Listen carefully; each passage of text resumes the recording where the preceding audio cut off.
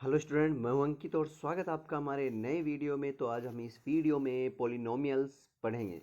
तो सबसे पहले हम पॉलिनोमियल्स के बारे में जान लेते हैं कि क्या होते हैं पॉलिनोमियल्स। तो यहाँ पे मैंने इसको थोड़ा सा डिफाइन कर रखा है कि कोई भी अगर कांस्टेंट टर्म हो उस पे अगर वेरिएबल हम जोड़ दें। अब वेरिएबल कितने भी हो सकते हैं।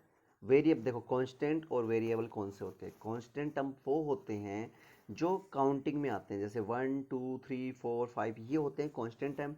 और वेरिएबल होते हैं जो ABCD में आते हैं, जितने भी ए से लेके जेड तक जो अल्फ़ाबेट होते हैं उनको वेरिएबल बोलते हैं। इट मीन्स कांस्टेंट और वेरिएबल में फ़र्क क्या होता है ये भी आप जान लीजिए। लाइक एज मैं यहाँ पे 2 लिखूँ, आप बोलोगे कि 2 है, इसकी वैल्यू कभी चेंज हो सकती है कि 2 हमेशा 2 ही रहता है। लेकिन अगर मैं इस पर एक अक्स और लगा दूँ तो ये बन गया 2x। अब ये 2x की वैल्यू 2x नहीं है, ये कुछ भी बन सकती है कि अक्स की जगह अगर मैं 1 लिख दूँ तो 2 × 1 कितना बन जाएगा 2। अक्स की जगह अगर 2 हो जाएगा 2 2 जा 4, तो इसकी वैल्यू चेंज होती रहेगी। तो इसको हम वेरिएबल बोलते हैं कि इसमें कॉन्स्टेंट भी आ जाते हैं इसके अंदर। तो अब देखिए पॉलिनोमियल्स क्या होते हैं। पॉलिनोमियल्स तो एक टर्म्स विथ वेरिएबल्स, टर्म्स आए वेरिएबल्स के साथ, उनको पॉलिनोमियल्स बोल देते हैं। अब देखिए इसी के अंदर भी इसके टाइप देखते हैं। पहले तो देखिए इसके अंदर टर्म्स आपको दिख रही हैं और वेरिएबल भी आपको दिख रहे होंगे, जैसे 5x 3x 5y 3, ये पूरी एक पूरा पूरा पूरा क्या बन गया, पॉलिनोमियल बन चुका है यहाँ पे। बिकॉज यहाँ पे वेरिएबल भी आए हैं और कॉन्स्टेंट टर्म भी आ गए। आफ्टर देन यहाँ पे देखिए इनकी जो पावर है, यहाँ वेरिएबल की पावर -2 दिख रही है आपको। पावर अगर जैसे मान लिए 3/x रहता, तो x अगर ऊपर जाता आप साइड, तो आपको पता है x की पावर नीचे 1 है, ऊपर जाएगा तो इसकी पावर -1 हो जाएगी। तो ये भी वेरिएबल नहीं होता, ध्यान रखना हमेशा। और देन बात करें x+2, तो इसकी भी पावर अगर ऊपर जाएंगे तो माइनस की चली जाएगी, तो ये भी वेरिएबल नहीं होता है, सॉरी पॉलिनोमियल नहीं होता है। आफ्टर देन देखिए पॉलिनोमियल्स के टाइप देखते हैं, कितने टाइप के पॉलिनोमियल होते हैं अभी आप समझ जाओगे। टाइप्स ऑफ पॉलिनोमियल, कि पॉलिनोमियल कितने टाइप के होते हैं। एक होता है मोनोमियल। मोनोमियल में वो पॉलिनोमियल, ये टर्म्स के अकॉर्डिंग है, टर्म्स टर्म्स को काउंट करके हम बताएंगे मोनोमियल क्या होता है। जैसे यहाँ पे मैं 5 लिख दूँ और यहाँ पे x लिख दिया, इसमें एक ही टर्म दिख रही है, सिर्फ आपको प्लस माइनस का कोई साइन नहीं है यहाँ पे। एक प्लस का 5x लिख दिया मैंने, एक नॉर्मल सा 5x है। या मैं बात करूँ -2xy², यहाँ पे आप देखिए इसके अंदर कुछ और नहीं है डिजिट, मतलब कि -2x² और इसमें कुछ ऐड नहीं हो रहा और कुछ इसमें सब्ट्रैक्ट नहीं हो रहा, सिर्फ एक यहाँ पे एक ही यहाँ पे टर्म का यूज किया गया है, एक ही टर्म है यहाँ पे। जैसे आप समझने के लिए एक बार बायोनोमियल का मैं आपको एग्जांपल देता हूँ। जैसे बायोनोमियल का एग्जांपल देखिए, जैसे मैं यहाँ बोलूँ 2x+3, दो टर्म नहीं दिख रही आपको, 2x अलग है, प्लस का 3 अलग है। या फिर मैं बात करूँ 4x² + 5x की, तो आपको कितने टर्म दिख रहे हैं यहाँ पे, 2 टर्म्स दिख रहे हैं। मतलब 2 टर्म्स हैं यहाँ पे, बीच में प्लस हो रहे हैं, मतलब दो अलग अलग आ रहे हैं, और दोनों बीच में प्लस का साइन हो या माइनस का कोई साइन बन रहा है, तो 2 टर्म से बाइनोमियल हो गया।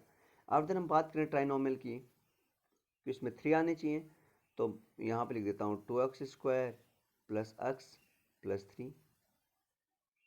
अभी मेरे को लग रहा है आपको थोड़ा समझ में आ गया। या फिर x + x² + x³, कोई दिक्कत थोड़ी है इसमें, मतलब कि प्लस में हो रहे हैं ये 3, तो ये क्या बन जाते हैं, ट्राइनोमियल। अब बात करें अगर 4 टर्म आ गए तो हम बोल देंगे 4 टर्म्स पॉलिनोमियल। लेकिन अब डायरेक्ट इसके बाद में जितने भी पॉलिनोम अगर 4 टर्म्स के आते हैं तो हम उसको पॉलिनोमियल ही बोल देते हैं।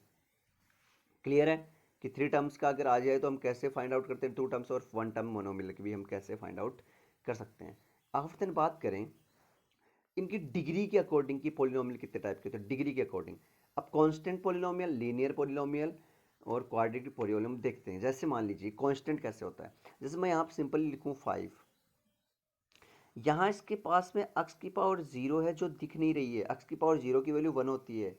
या फिर x की क्यों यहाँ मान लेते y की पावर 0 रही होगी, y की पावर 0 भी 1 होती है, तो 5 × 1 5 भी बन जाता है, तो इसको नॉर्मली 5 भी लिख सकता हूँ। तो 5 जब भी रहता है उस पर वेरिएबल की जो रहती है 5 की जगह, मतलब कोई भी अल्फ़ाबेट वो सॉरी नंबर रहे, किसी भी पावर 0 यहाँ पे मान लेते तो इसकी डिग्री 0 बन जाती है। अगर डिग्री 0 बन जाती है तो इसको हम बोल देते हैं constant polynomial. Is that clear, कि मतलब नॉर्मली अगर 2 आ गया, 3 आ गया, 4 आ गया, इसको हम क्या बोलेंगे, ये कांस्टेंट पॉलिनोमियल में आता है। लीनियर पोलिनोमियल क्या होते हैं, जिसमें उनकी पावर 1 रहती है। जैसे मैंने यहाँ पे इतने एग्जाम्पल दिखे रखे हैं, देखिए आप, ये देखिए यहाँ पे x की पावर 1 है, y की पावर भी 1 है, और यहाँ u आ गया, ये भी अल्फा, इसकी पावर भी 1 है। तो जिसमें पावर 1 रहेगी, डिग्री के अकॉर्डिंग नेम दे रहे हैं। देखो आप अगर टर्म के अकॉर्डिंग दोगे तो अभी मैंने बताया डबल डिजिट आ गए तो binomial, double digit binomial, double terms sorry binomial. तो बाइनोमियल अलग है, हम डिग्री के अकॉर्डिंग इसका नाम दे रहे हैं, तो इसकी डिग्री 1 है तो इसका नेम क्या बोलेंगे, लीनियर पोलिनोमियल। बात करें अगर पावर 2 आ जाए, अगर इनकी पावर देखो 2 आ रही है, किसी भी वेरिएबल की पावर अगर 2 आ जाती है, ये 2/7x ऐसे है, नीचे x नहीं है, ध्यान रखना। तो अगर पावर 2 आ जाए तो उसको हम, डिग्री तो 2 होती है लेकिन उसको नाम क्या बोलते हैं, उसका नाम होता है क्वाड्रेटिक पोलिनोमियल। आफ्टर देन बात करें अगर 3 पावर आ जाए तो, इसकी देखिए पावर 3 है, इसमें भी पावर 3 है, इसमें भी पावर 3 है। अगर पावर 3 आए तो हम उसको बोलेंगे क्यूबिक पोलिनोमियल। अब बात करें जैसे मान लीजिए मैं 8x की पावर 3 लिख देता हूँ यहाँ पे अगर इसका टर्म्स के अकॉर्डिंग दे तो इसमें एक ही तो टर्म्स है, इसमें कुछ ऐड नहीं हो रहा, कोई सब्ट्रैक्शन नहीं, तो इसको मोनोमियल भी बोलेंगे। और अगर इसकी डिग्री के अकॉर्डिंग नेम दे, इसका 3 पावर है तो क्या बोल देंगे इसको, क्यूबिक पोलिनोमियल। अब देन अगर पावर 4 आए तो हम पावर 4 वाले को डायरेक्टली पोलिनोमियल बोलते जाएंगे कि उसको पोलिनोमियल ही बोल सकते हैं। Is that clear, polynomial. तो ये दो टाइप्स से थे, एक तो है कि इनके टर्म्स को काउंट करके आप एग्जांपल यहाँ से राइट कर लेना, types of polynomial according to terms, types of polynomial according to degree, उनकी डिग्री के अकॉर्डिंग इतने टाइप के हैं। तो आप इसको पॉज करके वीडियो को और इसको नोट्स जरूर राइट करने हैं। अब देन बात करते हैं हम जीरोज की, जो सबसे इंपॉर्टेंट टॉपिक था जीरोज। जीरोज और पोलिनोमियल क्या रहते हैं, हमेशा डिग्री के इक्वल रहते हैं। अभी देखो आपको समझ में आएगा। जैसे एग्जांपल ये क्वेश्चन आ गया, पहला क्वेश्चन हम समझते हैं कि इसमें आप क्वेश्चन भी राइट कर लेंगे, मैं बोल रहा हूँ find out the zeros of following polynomials. ये क्वेश्चन है कि फॉलोइंग जितने भी पोलिनोमियल्स हैं इनके जीरोज फाइंड आउट करने हैं, जीरोज, हम जीरोज की बात करेंगे।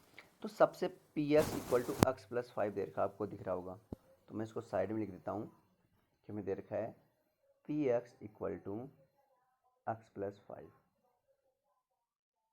अब पी एक्स का मतलब क्या है, यहाँ पे पी एक्स है कि एक्स के साथ कोई पोलिनोमियल है, पोलिनोमियल है एक्स पे, और वो क्या है पोलिनोमियल, एक्स प्लस 5 है। अब अगर डायरेक्टली हमें करना हो तो बताओ एक्स की जगह यहाँ पे कितना रखें कि पी एक्स जीरो बन जाए। हमें क्या करना है, हमें पी एक्स को जीरो बनाना है, यहाँ पे जो पी एक्स दे रखा है इसको जीरो बनाना है। तो यहाँ एक्स की जगह कितना रखें कि ये जीरो बन जाए। तो मैं एक्स की जगह अगर सिंपली देखो माइनस का 5 रखूँ, और ये प्लस का 5 पहले से था, इस एक्स की जगह मैं माइनस का 5 रख दूँ और यहाँ प्लस का 5 पहले से था, तो 5 से 5 कट के जीरो ही बन जाएंगे।